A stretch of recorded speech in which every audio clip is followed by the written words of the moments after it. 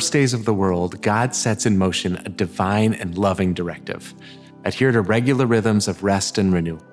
It's no coincidence He also reassures us that when we seek Him, we can do immeasurably more than we can ask or imagine. So find a stopping point on that to-do list, recalibrate your heart, find rest. And yet so often as entrepreneurs, we take the call to create that God has given us and run with it. We often misuse this responsibility as a permission slip to be a workaholic. Even worse, we carve work into an idol that steals our affections from God. It's not hard to feel the costs of placing our time, energy, and efforts exclusively in one place, and to do so at the expense of our relationships with family, friends, and loved ones. How do we keep this all in perspective? How do we ensure that we're fostering strong values in our lives and the culture of our venture? Sabbath isn't optional. It's commanded for us. And on the seventh day, God ended His work, which He had done, and He rested on the seventh day from all His work, which He had done. Genesis 2:2. We miss the beauty of this command if we don't recognize the reason for God's directive. Rest is good. It is a gift given by God to us and for us. It is an invitation for us to set aside everything else so we can be with Him and Him alone. The Meloon family, founders of Craft and Nautique boats, was faced with this early on in their journey. They wrestled with the challenge of outperforming the competition with just 6 days a week to work. They didn't flinch. Instead, they steered directly into the vision of building a better business by focusing on 3 timeless attributes: people, performance, and giving back. Let's watch. Craft is an 87-year-old company in the marine business. The company was founded in 1925 by W.C. Meloon. We build the Nautique line of boats. It was built on a very strong faith culture. Through the efforts of many in the Meloon family, particularly Ralph Meloon, our current our chairman emeritus, who's 94 years old, still shows up for work every day. I don't know how much longer the Lord's going to allow me to walk in the door and be a part of it. I'm still able to win people to Christ, and why not? I mean, that's where my joy is. God made it very clear that it's our responsibility. You've not chosen me, but I have chosen you to go and bring forth fruit. So that's my job. The company really became well known for its faith culture during World War II. They were given a job to build a little over 400 boats in 30 days. And the federal government insisted that they work Sundays in order to build the boats. Well, we prayed about it, and they made it very clear there was going to have to be a miracle in order to accomplish that job. And Dad said, well, wait a minute, you told us there's going to have to be a miracle. And they said, yes, it's going to have to be a miracle. And I said, well, God's the only one who performs miracles, and that's why we're still going to serve the Lord on the Lord's Day. Similar contracts were given to 2 or 3 different organizations, and Craft was the only one that fulfilled its obligation not working Sundays when the other companies did work Sundays and weren't able to fulfill its obligation. At that time, the company became very well known for its faith culture. The last few years, we think we've built on it even bigger than it had been in the past. We started a company-wide Bible study.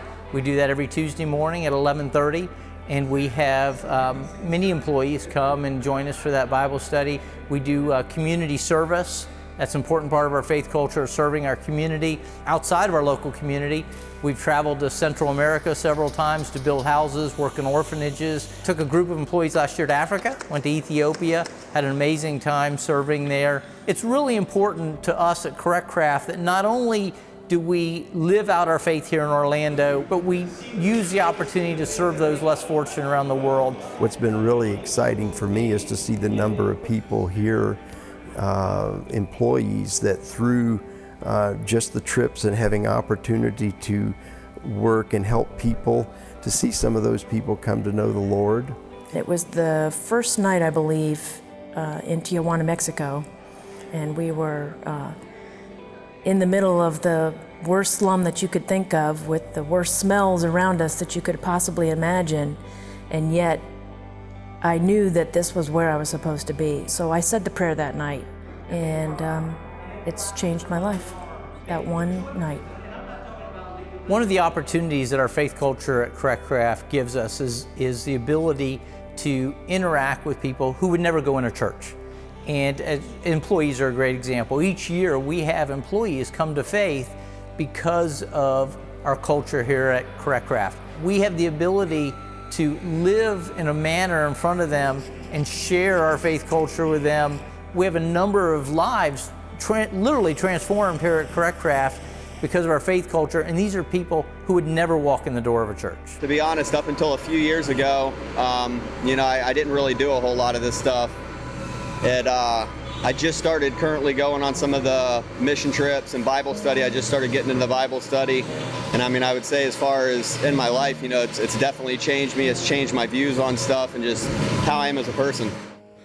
Sometimes we have to make decisions that impact people negatively. We believe that's part of being a good steward and operating our business well. It's not uncommon when we make a decision that impacts someone negatively that they'll throw out that we are a Christian company or that we have a faith culture. How could you make a decision that impacts us negatively? We're sensitive to that, but at the same time, we believe that operating a business well and being a good steward of our business is entirely consistent with our faith culture.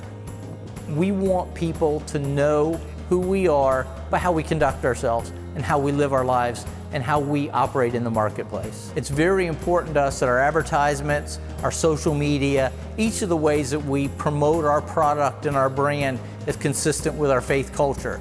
Sometimes that means our ads may look a little different, may look a little more conservative than some of our competitors' ads, but it's important to us that they be a reflection of who we are. One thing that we always get discussions about is the pictures in our boats. We have people dressed in either one-piece bathing suits or in tank tops, clothes, normal things that they wear. It's a somewhat a perception in the marketplace that we're not cutting edge or edgy, but it's just a commitment that we've made to the way we advertise our product and we portray our product. They truly do have like a different stance in the world of wakeboarding.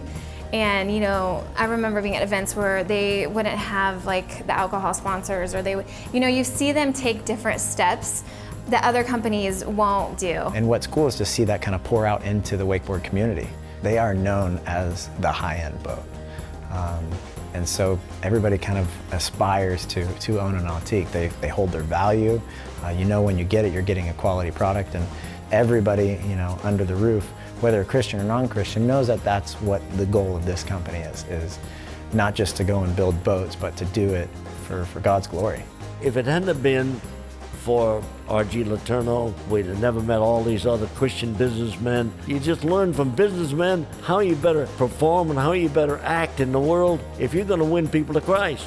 How can we be a good witness for the Lord if we're not successful in the business? We can't just say, well, hey, we're Christians, but we don't make any money and we don't serve any Christian purposes. We don't do this, we don't do that. That's not the way it is. Correct Craft's mission statement is building boats for the glory of God. It's very short, it's to the point, it captures who we are, and we just want to remind people that we have a higher mission. And it's important to us to know that we want to take care of our families, we want to build the world's best boats, but at the same time, we have a higher mission. We want to glorify God in what we do, and that drives everything that we do here at Correct Craft. Committing to do better in 6 days likely means one of your competitors is making the most of a 7-day work week. And it's possible that your decision to keep the Sabbath holy by not working will impact your sales. That's the worldly way of looking at things. When we stop, we can ask if our business really is meant to crush the competition. We can consider if God is instead asking us to bring Him glory. Maybe taking time to be with Him is God's way of helping us see there's more than one bottom line for our business. When we observe Sabbath, we are following the rhythm He established in the very beginning of creation. Work 6 days and rest on the 7th day. It is good, we're told in Scripture. And by following this lead in us, we are agreeing with Him. Our rest is like a saying amen. Over time, we will come to see that we can indeed be better in 6 days versus 7. After a day of rest, we come back revitalized and refreshed. We have a renewed sense of purpose, and we are relieved to know that our work is a way we can worship God and not glorify ourselves. If you're looking for a great resource on the subject, we encourage you to grab a copy of Rule of Life from our friends at Praxis. Talk about this session in your group and how it relates to the journey you're on. Open yourselves up to learning from one another. Be transparent and honest with each other. What you get out of this time together will only be as enriching and life-giving as what you put into it. See you next time.